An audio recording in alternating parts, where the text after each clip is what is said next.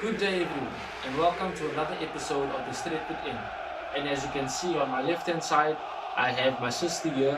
Her name is Suede and she will definitely be assisting in the Red Devils Hot Noodle Challenge that we have decided to do as a pre-match meal to the pre-match analysis for tomorrow night's Europa League game against Real Sociedad.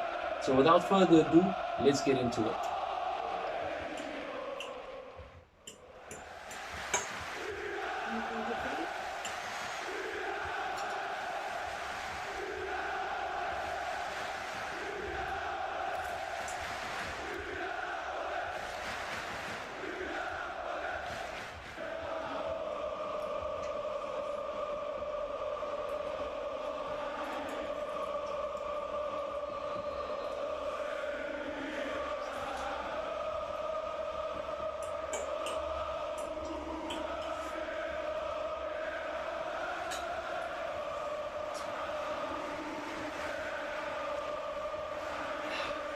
I sincerely hope that we play as hot as these noodles are in the game. I'm sure everyone saw how Mbappe scored a hat-trick. We need to hope that Rashford can do the same.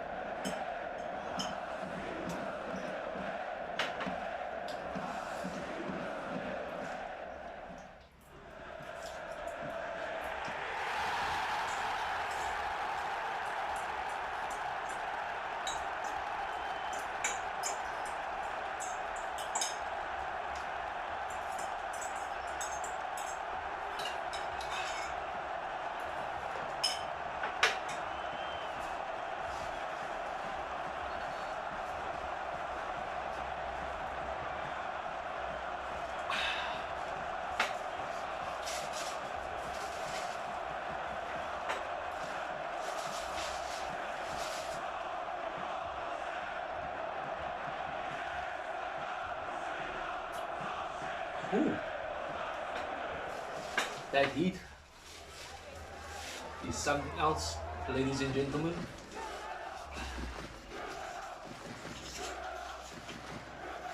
But that was the challenge in its full. As you can see, my nose is running, my mouth is burning,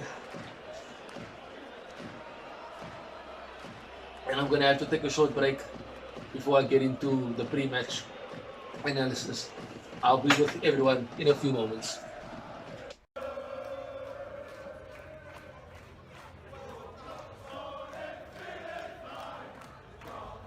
Welcome back everyone. So as you can see, I am once again cooled down. That Red Devil Hot Noodle Challenge was not for me, but I only done it because I am hoping, and I'm saying this today, that we are going to go and win the Europa League starting tonight with a very good performance. And before we get into the nitty-gritty of the statistics and exactly what will happen or what could happen in tonight's game, I just want to say once again thank you guys for following the channel, for subscribing, and for definitely sharing it. I definitely do appreciate you guys' support. So moving along into Real Sociedad, and we know a few of the players that they have. We've heard about them, throughout the European leagues. Some of the players have played in the Premier League, and of course we know Adnan Januzaj, who used to play for us. So we know definitely a few of their strengths. So looking at the last three matches that they played, they drew 1-1 with Villarreal. Then they won their next game 4-1 against Cadiz. And then in their most recent game, which was on the 14th of February against Getafe, they won 1-0. So they basically have a decent record. They have a very good points per game. They are very good at retaining the ball. So as very much as we know, Spanish teams like to play slow. So we know that they will definitely pass the ball. They will try and find spaces to work in, especially for their midfielders. they will definitely want to dominate the ball, and which will probably play into our hands because we are predominantly a counter-attacking team. So should they definitely play into our hands by us giving them the ball, they definitely we could blow them away with our counter-attacks because most of the time Spanish defenders are not really fast and they're not known, for being quite strong as well. So they never liked physical battles or, strikers or forwards for that matter, challenging them and being all in their faces. So moving along to the squad that they might have for tonight, a definite starting 11, which I think they will definitely go with, is a 4-1-4-1 formation, which is a typical Spanish formation, with having one holding midfielder. But from what I can see, is it says here that the goalkeeper will be Ramiro. Then moving along, right back will be Gorosabil. The centre backs being Subelda, Elas Tornado, and their left back being Nacho Monreal, who we very much know from his days at Arsenal. So we know exactly what he can do from the left hand side. We know Illarramendi as well as a defensive midfielder from Real Madrid. But he is doing very well at Real Sociedad, shielding the back two, ensuring that they, are not exposed as much. In the midfield, they've got David Silva. We definitely know the threat that he poses. There's no need to speak further on him. Mikel Merino, who was at Newcastle United when Rafa Benitez was there, he's got decent quality within him. Also a left-footed midfielder, so definitely someone to look out for. He has an eye for the pass as well, and he's also very good defensively.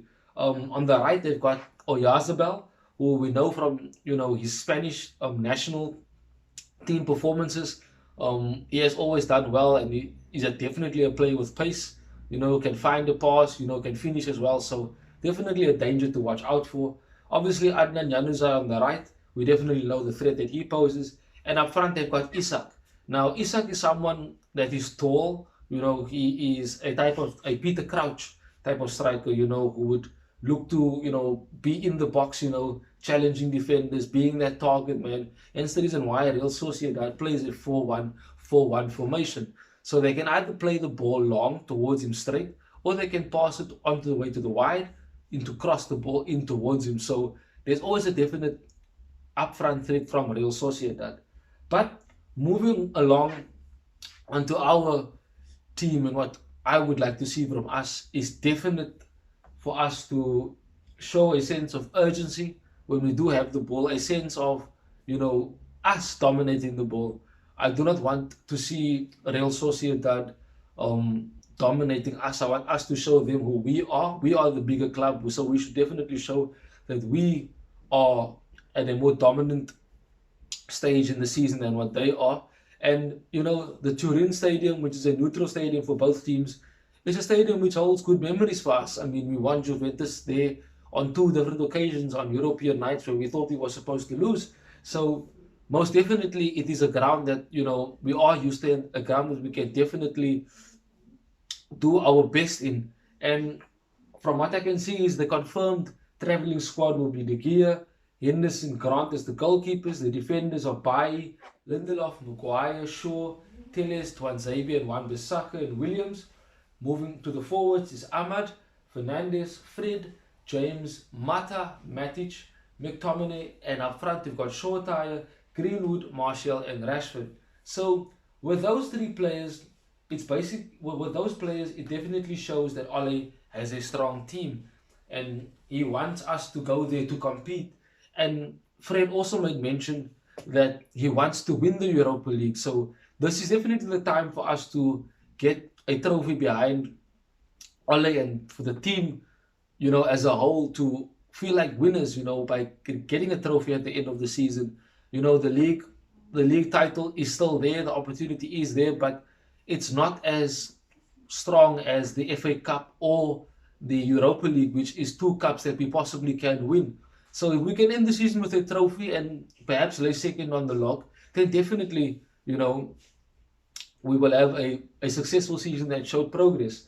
So moving along onto, my predicted starting 11, I would like to just explain to you guys as to why this is the starting 11 that I have chosen for tonight.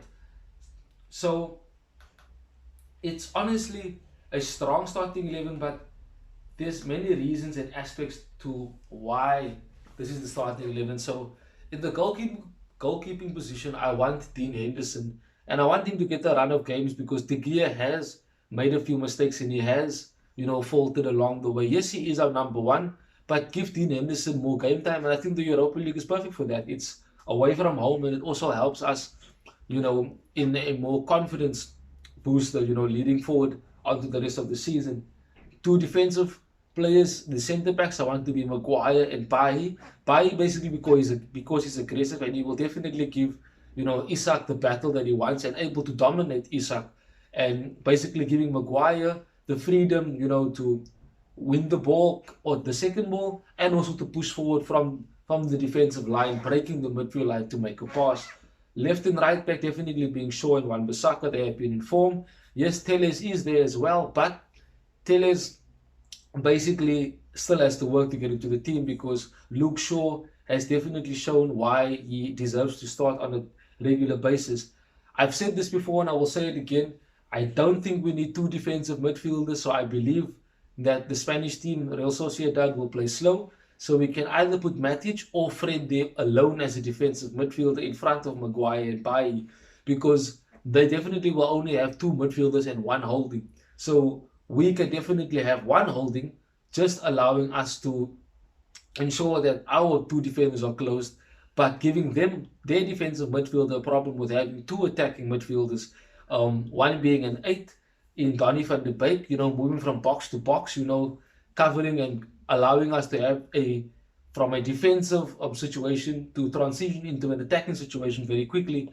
Donny is very good at that, and if he plays as a number 8, he can definitely do that job for us. Fernandes obviously being the 10, we know that without a doubt, he will definitely have a free role. On the left and the right wing, I want Rashford and Greenwood, and basically because we know what Rashford can do and we know that he is the first choice on the left wing. And Greenwood, he deserves to start on the right wing. I feel that he has done well in the last few games and it was unfair of him to be on the bench against West Brom. And up front, because Cavani has not travelled, we'll definitely go with Martial and ensure that the front three can be fluid and move in whichever way they want to. Onto the second half, should the scoreline be favourable and comfortable for us?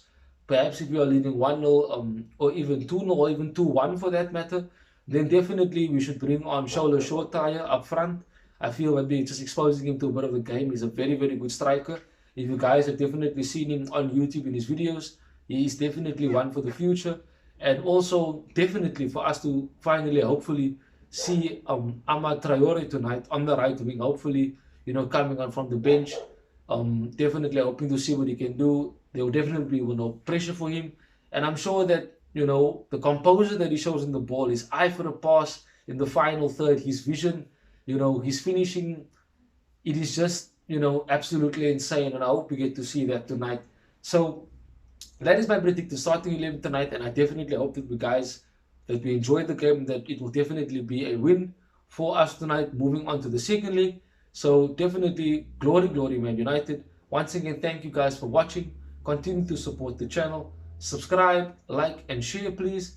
And also ensure that you definitely click the notification bell to be notified as soon as a new video is up. But that is it from me, Sasson Johnson, and the Stretford End. Goodbye until we see each other again.